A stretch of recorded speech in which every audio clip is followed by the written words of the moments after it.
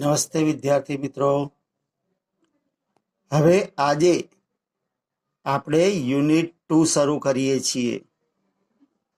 Unit 2 માં પહેલા એક પોએમ છે, LMBB, લર્ન મોર બી બ્રાઇટર, એટલે કે વધુ ભણો અને વધારે તેજસ્વી બનો. હવે તમારી એમાં પહેલી જે એક્ટિવિટી છે એ એક્ટિવિટીમાં આ જે પોએમ છે એ જુઓ. Whenever I see others taller than me. હવે જો whenever એનો મતલબ થાય જ્યારે જ્યારે. I see જ્યારે જ્યારે હું જોઉં છું. others taller than me બીજા મારા કરતા વધારે ઊંચા છે. હવે મિત્રો એ શબ્દનો અર્થ સમજો. ટોલ એટલે ઊંચું થાય, એને ER લાગે એટલે એનું કમ્પેરેટિવ રૂપ છે. ટોલ એટલે ઊંચું અને ટોલર એટલે વધારે ઊંચું. તો વેનેવર I C others taller than મી, જ્યારે જ્યારે હું જોઉં છું કે બીજા મારા કરતા વધારે ઊંચા છે, I feel that I am small. Feel એટલે અનુભવવું. ત્યારે હું અનુભવું છું કે હું નાનો છું. એન્ડ આઈ વિશ એટલે ઈચ્છા થવી, અને મને ઈચ્છા થાય છે આઈ વેર ટોલ, કે હું પણ ઊંચો હોત. વેનેવર આઈ સી એટલે કે જ્યારે જ્યારે હું જોઉં છું. સમવન ઓવરટેક્સ મી. સમવન એટલે કોઈક, ઓવરટેક્સ એટલે આગળ નીકળી જવું, એટલે કે કોઈની સાથે ગતિમાં આગળ નીકળી જવું, એને કહેવાય ઓવરટેક્સ. તો વેનેવર આઈ સી જ્યારે જ્યારે હું જોઉં છું કોઈ મારાથી આગળ નીકળી જાય છે, આઈ વિશ ત્યારે હું ઈચ્છું છું માય લેગ્સ વેર લોંગર, મારા પગ વધારે લાંબા હોય. લોંગ એટલે લાંબુ, એને ER લાગે એટલે કમ્પેરેટિવ રૂપ. લોંગર વધુ લાંબુ, એટલે કે મારા પગ વધારે લાંબા હોય. ટુ કેરી મી ફાસ્ટર, મને ઝડપથી લઈ જવા માટે. ફાસ્ટ એટલે ઝડપથી, ફાસ્ટર એટલે વધારે ઝડપથી. ફાસ્ટનું કમ્પેરેટિવ રૂપ ફાસ્ટર. વેનેવર આઈ હિયર, જ્યારે જ્યારે હું સાંભળું છું. ઓ યોર ફ્રેન્ડ ઇઝ સચ અ ડિયર, જ્યારે જ્યારે હું સાંભળું છું કે તમારો મિત્ર એ ખરેખર વહાલો છે. I feel like asking why, ત્યારે મને એવું પૂછવાનું થાય છે કે શા માટે. And it makes me cry, અને એનાથી એ વાત મને રડાવે છે. ધેન કમ્સ માય મધર, અને પછી મારી માતા આવે છે. હુ સેઝ, અને જે કહે છે ડોન્ટ બોધર. ડોન્ટ બોધર એટલે ચિંતા ના કરીશ. I love you my dear, મારા વાલા હું તને ચાહું છું. The words in happy to hear, અને words I am happy to hear, અને આ શબ્દો સાંભળીને હું ખુશ થાઉં છું. મિત્રો, આ જે કાવ્ય છે એમાંથી બીજું કંઈ તો તમારે ખાસ પૂછાતું નથી, પણ અહીંયા તમારે સમજવાનું એ કાવ્યમાં એ છે કે કોઈ પણ વિશેષણ એટલે કે ગુણ કે લક્ષણ દર્શાવતો જે શબ્દ હોય, એ જે સાદો શબ્દ હોય એને પોઝિટિવ રૂપ કહેવાય. જેમ કે દાખલા તરીકે ટોલ એટલે ઊંચું, પણ ના કરતા વધારે હોય ત્યારે એને ER લાગે. તો ટોલ એટલે ઊંચું, ટોલર એટલે વધુ ઊંચું. એવી રીતે લોંગ એટલે લાંબુ, લોંગર એટલે વધુ લાંબુ. ફાસ્ટ એટલે ઝડપી, ફાસ્ટર એટલે વધુ ઝડપી. તો મિત્રો અહીંયા તમારે આ ડિગ્રીના રૂપ શીખવાના છે, રૂપ જોવાના છે. એક ઈઆર લાગવાથી કમ્પેરેટિવ રૂપ બને. હવે એના પછીનો જે એક પેરેગ્રાફ છે એ પણ તમારે જોવાનો છે. એમાં પણ તમને આવા રૂપ જોવા મળશે. જેમ કે જો Burj Khalifa is the tallest building in the world. હવે જો આપણે આગળ ટોલ જોઈ ગયા હતા. ટોલ એટલે ઊંચું, ટોલર એટલે વધુ ઊંચું. અને એને જો ઈએસટી લાગે, ટોલને ઈએસટી લાગે એટલે શું થાય? ટોલેસ્ટ, તો સૌથી ઊંચું. એટલે બુર્જ ખલીફા એ વિશ્વની સૌથી ઊંચી ઇમારત છે. It is sky scraper in Dubai. Sky scraper એટલે ગગનચુંબી, આભને આંબતી. તો તે શું છે? તો એ ગગનચુંબી ઇમારત ક્યાં આવી છે? In Dubai. Next, it has 163 ફ્લોર્સ. એટલે કે એમાં 163 માળ છે. ઇટ્સ હાઇટ ઇઝ, હાઇટ એટલે ઊંચાઈ, તેની ઊંચાઈ કેટલી છે? 8,278 મીટર્સ. એટલે કે તેની ઊંચાઈ 8,278 મીટર છે. Next,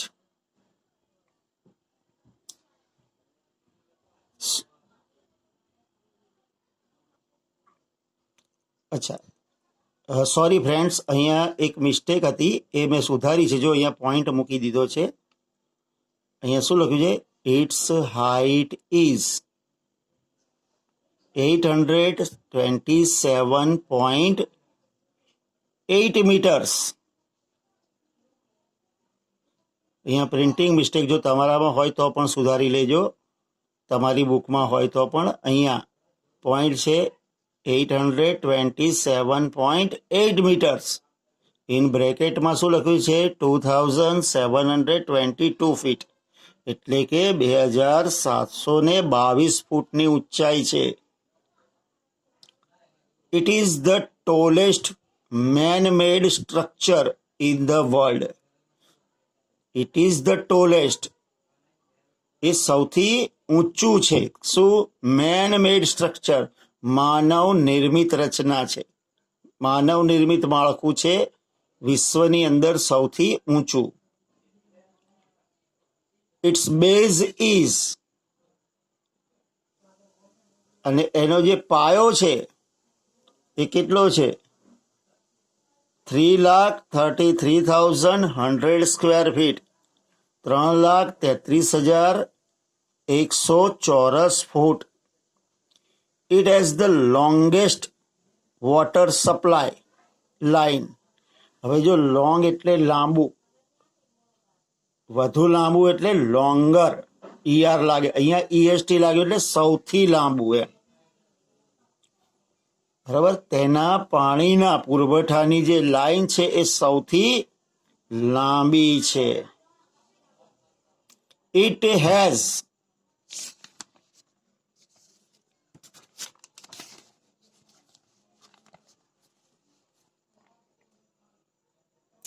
the longest lifts. તેમાં સૌથી લાંબી લિફ્ટ છે. Its cost of construction was, construction એટલે બાંધકામ, તેની બાંધકામની કિંમત વોઝ $1.5 બિલિયન. તો તેની જે બાંધકામની ટોટલ કિંમત છે $1.5 billion. It is the most expensive building. Expensive એટલે મોંઘી, મોસ્ટ એક્સપેન્સિવ એટલે સૌથી મોંઘી. તો એ સૌથી મોંઘી બિલ્ડિંગ છે. મિત્રો, હવે આ જે તમે એક પોએમ ભણ્યા અને તમે શું ભણ્યા, બીજું એક પેરેગ્રાફ. તો એમાં આવતા જે વર્ડ્સ છે એના ઉચ્ચાર અને એના મીનિંગ. વેનેવર એટલે જ્યારે જ્યારે, અધર્સ એટલે બીજા, ટોલર એટલે વધુ ઊંચું. હવે અહીંયા જો ટોલનું કમ્પેરેટિવ. નેક્સ્ટ, ધેન એટલે ના કરતા, ફીલ એટલે અનુભવવું, વિશ એટલે ઈચ્છા હોવી, સમવન એટલે કોઈક, ઓવરટેક્સ એટલે કે આગળ નીકળી જવું, લોંગર એટલે વધુ લાંબુ, લોંગનું કમ્પેરેટિવ, કેરી એટલે ઉચકીને લઈ જવું, ફાસ્ટર વધુ ઝડપથી, ફાસ્ટનું કમ્પેરેટિવ, ડિયર એટલે કે વહાલું, ડોન્ટ બોધર એટલે ચિંતા કરવી નહીં, ચિંતા ના કરીશ. હવે પેરેગ્રાફના જે વર્ડ્સ છે, બિલ્ડિંગ, બિલ્ડિંગ એટલે ઇમારત, વર્લ્ડ એટલે વિશ્વ, સ્કાય સ્ક્રેપર એટલે કે ગગનચુંબી,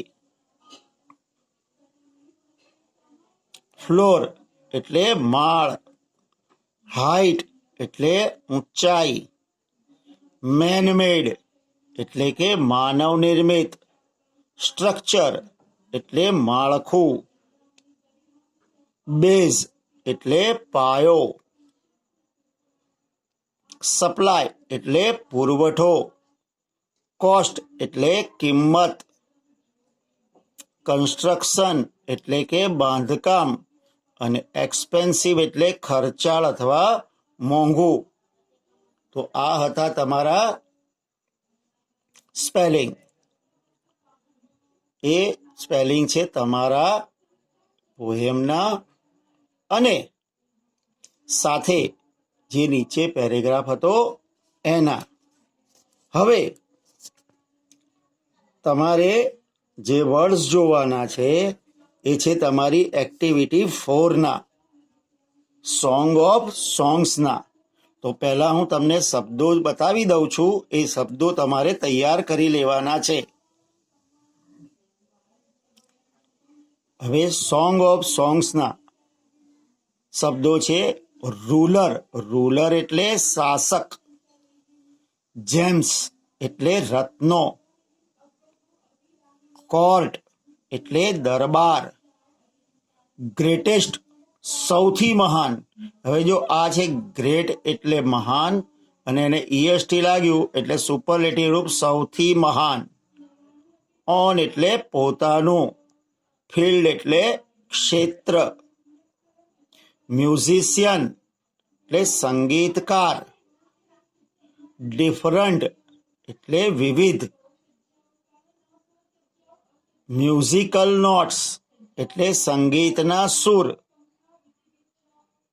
ઇનોવેશન્સ એટલે નવીનીકરણ, નવીન કરવું, નવીનતા લાવવી, ક્રિએટેડ એટલે સર્જન કર્યું, ક્રિએટનું ભૂતકાળ, એગ્રીડ એટલે સંમત થયા, એગ્રીનું ભૂતકાળ, ટુક એટલે લઈ ગયા, ટેકનું ભૂતકાળ, કામ એન્ડ ક્વાઇટ એટલે કે શાંત અને સ્થિર, ફરગેટ એટલે ભૂલી ગયા, પ્રેઇઝ એટલે પ્રશંસા,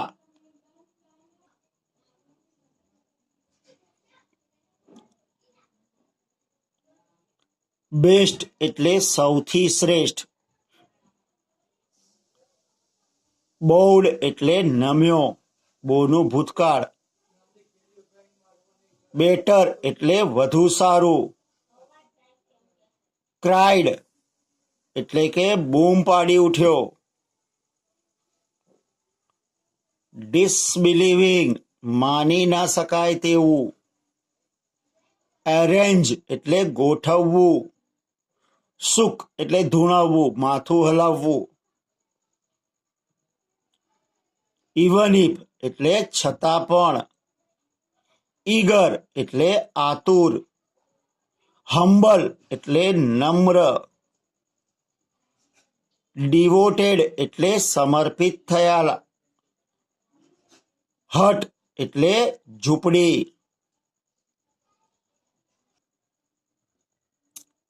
ડિસિપલ એટલે શિષ્ય. ગ્રીટેડ એટલે અભિવાદન કર્યું. લેફ્ટ એટલે છોડી દીધું.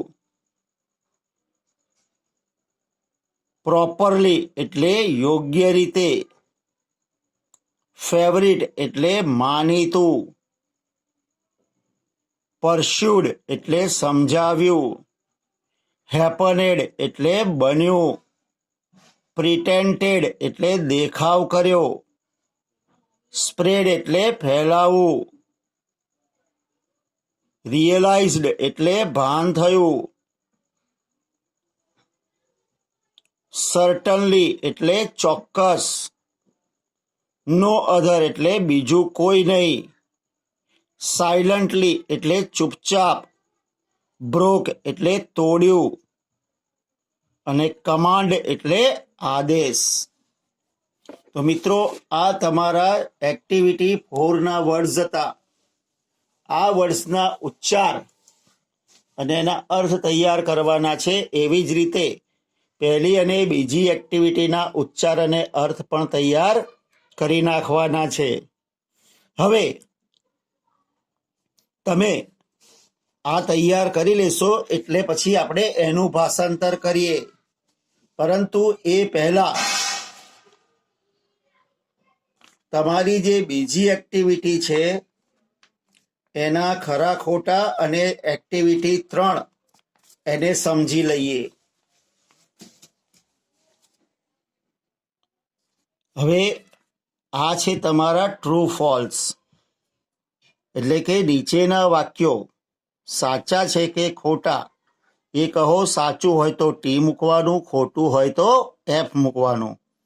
The tallest building in the world is Burj Khalifa. The tallest એટલે સૌથી ઊંચી ઇમારત વિશ્વમાં જે છે એ છે બુર્જ ખલીફા. તો સાચું એટલે શું આવશે? T. It is the smallest building in Dubai. Smallest એટલે સૌથી નાની. તે દુબઈની સૌથી નાની બિલ્ડિંગ છે. તો એ ખોટું છે. તો શું આવશે? F. No other building has so long water supply line as the Burj Khalifa. No other એટલે બીજી કોઈ નહીં. તો બીજી કોઈ બિલ્ડિંગને પાણીના પુરવઠાની લાઈન બુર્જ ખલીફા જેટલી લાંબી નથી. તો સાચું છે. તો શું આવશે? T. Its lift system is the longest one in the world.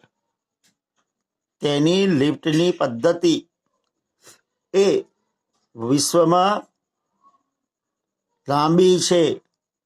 તો કે સાચું. તો true. Its cost was higher than any other building in the world. તેની કિંમત વિશ્વની બીજી બધી કિંમત કરતાં વધારે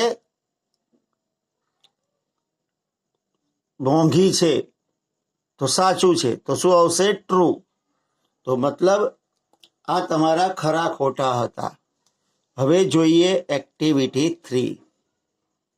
હવે મિત્રો, અહીંયા એક્ટિવિટી 3માં શું લખ્યું છે જુઓ. Look at the picture and complete the sentences using the correct words. એટલે કે ચિત્રનો અભ્યાસ કરો અને પછી તેમના આધારે સાચા શબ્દો પસંદ કરી ખાલી જગ્યા પૂરો. હવે આ શબ્દોને સમજી લો. પહેલા હું તમને જે સમજાવું એ તો મિત્રો, જ્યારે પણ સાદું રૂપ હોય, એટલે કે માનો કે વિશેષણનું સાદું રૂપ જોઈએ તો એનું મૂળ જે રૂપ હોય એ રૂપ પોઝિટિવ કહેવાય. પછી આવે ઈઆર વાળું રૂપ, જેને કમ્પેરેટિવ કહેવાય. એનો મતલબ થાય ના કરતા વધુ. જેમ કે દાખલા તરીકે સ્મોલ, તો એને ઈઆર લાગે સ્મોલર, તો ના કરતા નાનું. અને સ્મોલેસ્ટ એટલે ઈએસટી, સૌથી નાનું, તો ઈએસટી લાગે તો એનો મતલબ એ થયો કે એ સૌથી જે વધારે લક્ષણ ધરાવતું. તો અહીંયા જો સ્મોલ એટલે નાનું, સ્મોલર એટલે વધુ નાનું, અને સ્મોલેસ્ટ એટલે સૌથી નાનું. તો અહીંયા જો સેકન્ડ વન બોક્સ ઇઝ, બીજા નંબરનું બોક્સ એ શું છે તો કે સૌથી નાનું છે, ધ સ્મોલેસ્ટ. અહીંયા શું આવશે? ધ સ્મોલેસ્ટ, સૌથી નાનું. ધ થર્ડ બોક્સ ઇઝ, ખાલી જગ્યા ધેન ફર્સ્ટ બોક્સ. તો જો અહીંયા જ્યારે બી ધેન આવે ને તો ઈઆર વાળું રૂપ જ આવે. એટલે કે ત્રીજા નંબરનું બોક્સ પહેલા નંબરના બોક્સ કરતા નાનું છે, એટલે ના કરતા નાનું. તો એનો મતલબ વધુ નાનું. તો શું આવશે? Smaller. Second box is the, ખાલી જગ્યા of all the boxes.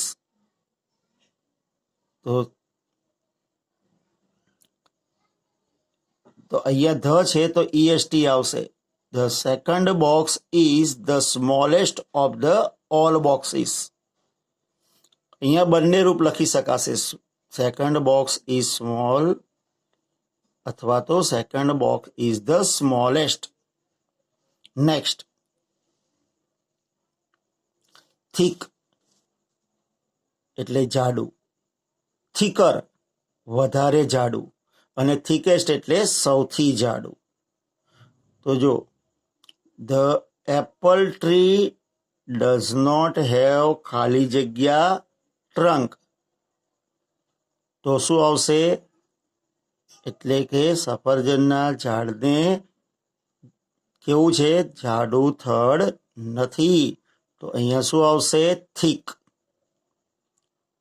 The trunk of the mango tree, ખાલી જગ્યા ધેન ધ એપલ ટ્રી. તો આ મેંગોનું ઝાડ છે એ આના કરતાં વધારે જાડું છે. તો ના કરતા ધેન, તો શું આવશે? Thicker than. The banyan tree has the, ખાલી જગ્યા ટ્રંક ઓફ ઓલ ટ્રીઝ. તો બધા ઝાડ કરતા વડના ઝાડનું થડ વધારે જાડું છે. તો સૌથી જાડું એટલે થીકેસ્ટ. હવે અહીંયા ધ્યાનથી જુઓ, જો જ્યારે પણ એકલી હોય ત્યારે તમારે મૂળરૂપ મૂકવાનું.